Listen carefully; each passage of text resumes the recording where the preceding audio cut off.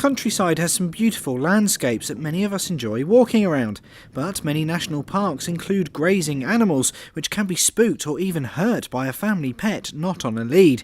And with cases of dogs attacking livestock on the rise, the National Farmers Union is encouraging dog owners to take the lead. So Take the Lead, it's a campaign to encourage responsible dog walking. Our farmer members are working with the authority to encourage dog walkers to use a lead around farm animals. There have been far too many dog attacks on livestock, totalling £1.6 million last year alone, and those are the attacks that we know of. It's just a terrible animal welfare problem. It can't carry on. We have to reduce the number of attacks on farm animals by encouraging dog walkers to be responsible.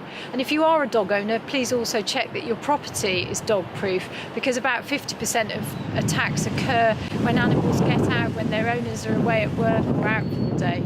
Any dog can have that chase instinct, but if your family pet is worrying livestock, a farmer is within their rights to protect their flock, sometimes with distressing consequences. This is an animal welfare problem and it can have tragic consequences. It's distressing for the farmer and it can be absolutely horrendous for the dog owner, because the law does allow farmers to shoot dogs that are biting, chasing or worrying livestock. There's no particular part of society that I would want to single out. The majority of dog owners are responsible, but there are some who just think, oh, my dog wouldn't do any harm, he doesn't mean any harm, I'll let him go free. But there may be livestock around the corner. So what we're saying is please do put your dog on a lead, particularly at this time of year as we approach the lambing season. Up and down the country we've got 15 million pregnant sheep giving birth now and over the coming months. We need to keep their lambs safe and stop these horrendous attacks on sheep. When a dog gets hold of a sheep, it turns wolf. They rip their throats open, they disembowel them. The injuries are appalling. And it is worth noting that cattle, sheep, poultry and horses are covered by the Dogs Protection of Livestock Act. So if your dog chases or even just frightens those animals, you're committing an offence.